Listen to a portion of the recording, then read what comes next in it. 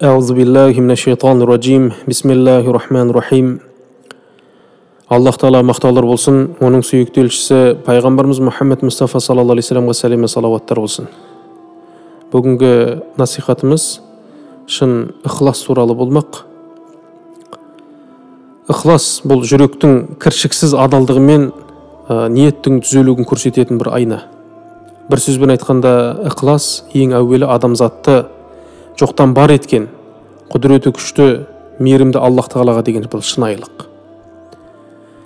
Ықыластың ең маңыздысы адамға деген қарым-қатынаста адал, ниетінің риясыз болуы, және оны пенденің жаратушы Аллах Тағалаға деген ықыласының бекем болуы.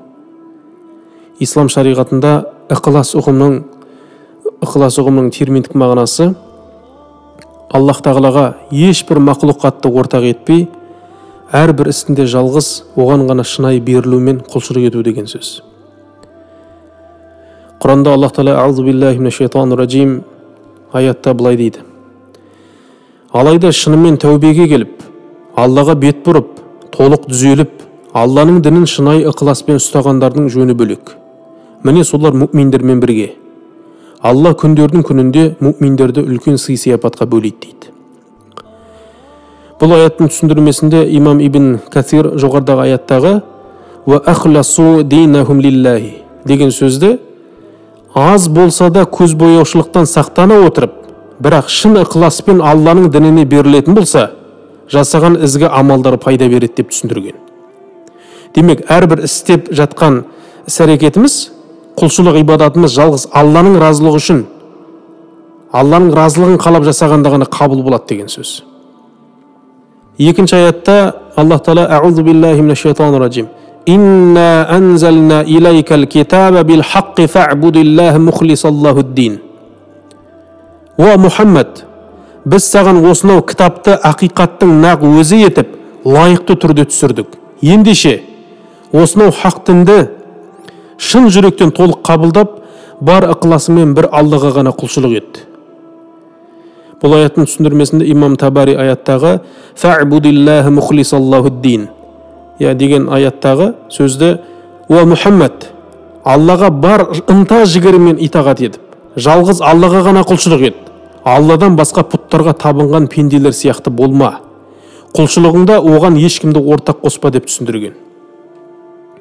Пайғамбарымыз саллаллаху алейхи вассалам хадистерінен дәлелдер келтіретін болсақ, Анас ибн Маликтен радиаллаху анху жеткен риуаятта Аллах елшісі саллаллаху алейхи вассалам былай деп бұйырған: кімде-кім ешбір серігі болмаған Аллаға ықыласпен құлшылық етіп, намазын оқып, зекетін беріп, дүниеден өтетін болса, Аллах Тағала разы болған күйде дүниеден өткен болып есептеледі. Абу Умама әл-Бахили радиаллаху анху жеткізген хадисте Аллах елшісі саллаллаху алейхи вассалам былай деп бұйырды: Аллах Тағала тек шынайы ықыласпен және оның разылығы үшін жасалған амалды ғана қабыл етеді дейді. Және бір хадисте Абу Хурайра радиаллаху анхудан риуаят етілген хадисте пайғамбарымыз саллаллаху алейхи вассалам айтты: расында Алла сіздердің түр әлпеттеріңізге, мал мүліктеріңізге қарамайды, алайда жүректеріңізге және амалдарыңызға қарайды деген. Енді бір осы мәселеге байланысты Бухари Муслимде келген бір қиссаға келіп тоқталатын болсақ, Абдулла ибн Омар радиаллаху анхудан риуаят етілген хадисте пайғамбарымыз саллаллаху алейхи вассалам ертеректе бір жолаушылап шыққан үш кісінің уақиғасын баяндайды. Әлгі үш жолаушы түнейтін жер таппаған соң бір үңгірге кіріп демалып жатқан уақытта таудан үлкен бір тас түсіп, үңгірдің аузы жабылып қалады екен. Сонда олар өздерінің жалғыз Алланың разылығы үшін жасаған амалдарын айтып, Аллаға жалбарынғанда үңгірдің жаңағы тас құлаған аузы ашылып құтылады.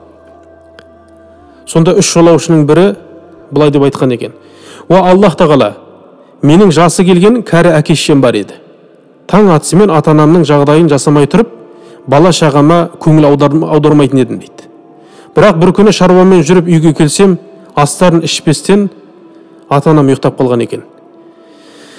Мен әдеттегідей екеуіне сүт сауып дайындадым да, екеуінің шырт ұйқыда жатқанын көріп, олардан бұрын бала шағамды тамақтандыруды дұрыс көрген жоқпын. Сөйтіп таң атқанша олардың оянғанын күтіп, таң атқанда олардың сүттерін бердім дейді.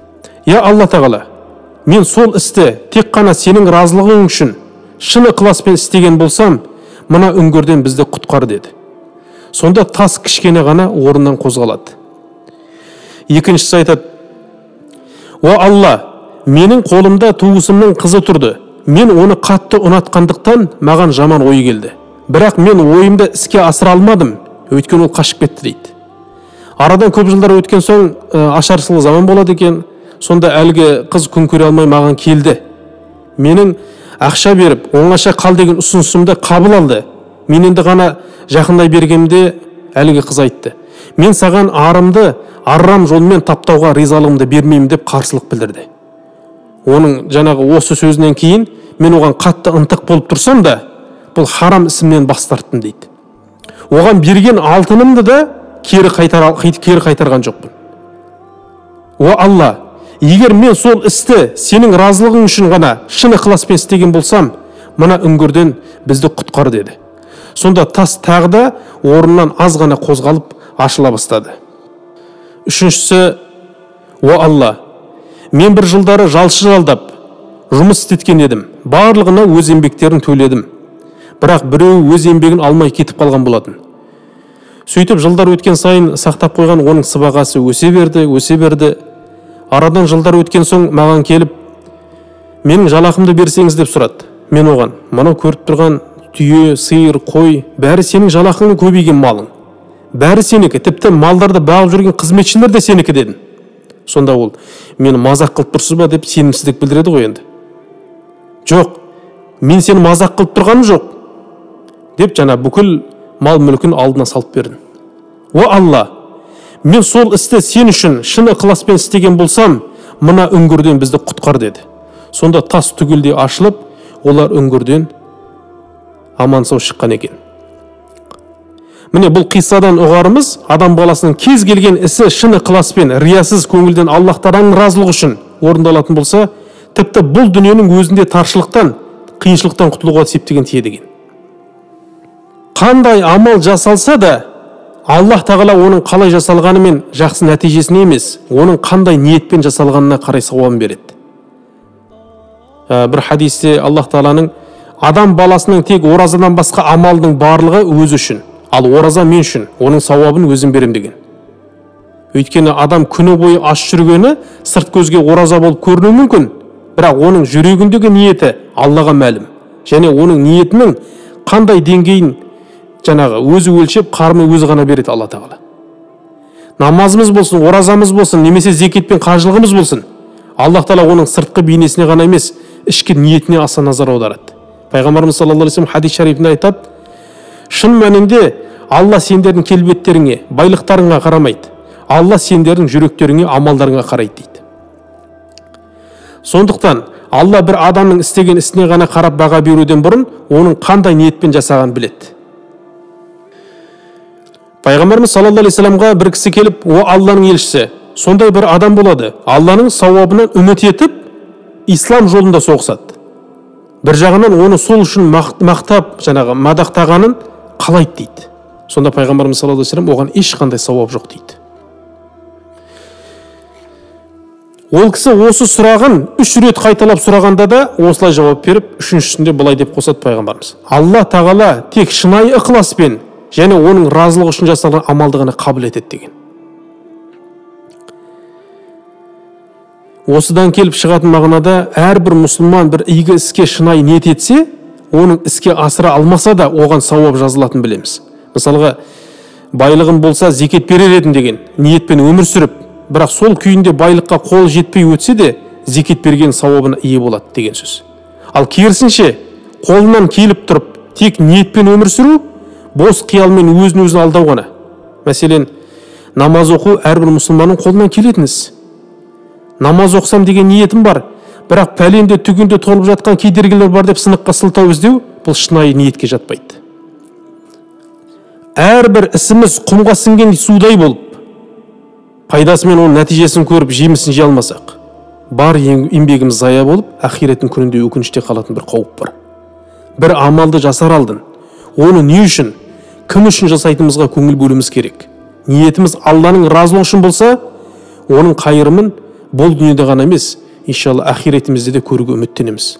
Пайғамбарымыз саллаллаху алейхи ва саллям айтты: мүминнің ниеті амалынан жақсы. Алла ешбір күмәнсіз құлына амалына қарап бермегенде ниетіне қарай береді. Өйткені ниетте рия болмайды. Керісінше амалға жаңа рия араласып кетуі мүмкін. Қазақта да айтады ғой, жақсы ниет жарым ырыс дейді. Тағы да адал ниет аздырмайды, арамдық бойды жаздырмайды дейді. Етпен қарын тоқ, ниетпен жаның тоқ дейді. Бұлай шынайы ықыластан көптеген нәрсені алуға болады. Шынайы жасаған ізгі амал қабыл болады. Шын ықылас сансыз сауапқа, үлкен алғыстарға кеңелтеді. Шынайы ықылас Алланың азабынан құтқарады. Шынайы ықылас дұғаның қабыл болуына себеп болады. Шынайы ықылас иманның ләззатын сездіреді. Шынайы ықылас дүниеде де, ақиретте де абыройлы етеді. Шынайы ықылас барлық жаманшылық атаулыдан сақтайды. Шынайы ықылас өмірдің, бұл ризық несібенің берекелі болуына себеп болады. Пайғамбарымыз саллаллаху алейхи вассалам Зайд ибн Арқамнан радиаллаху анху жеткен хадисте намаздан кейін былайша дұға жасайтындығынан риуаят етеді. Уа Раббымыз, және барлық жаратылыстың Раббысы, уа жомарт иесі болған Аллах тағала, мені және жанұямның әрдайым дүние және ақиретте ықыласты болуын нәсіп ет. Уа жаратқан, біздерді де ықыласты құлдарының қатарынан айырма. Әрбір амалымызды шынайы ықыласпен орындап, тағат ғибадаттарымыздың, дұға тілектеріміздің қабыл болуын нәсіп ет. Әмин. Аллах Тағала барша амалдарымызды тек қана Алланың разылығы үшін шын ықыласпен орындауды нәсіп етсін.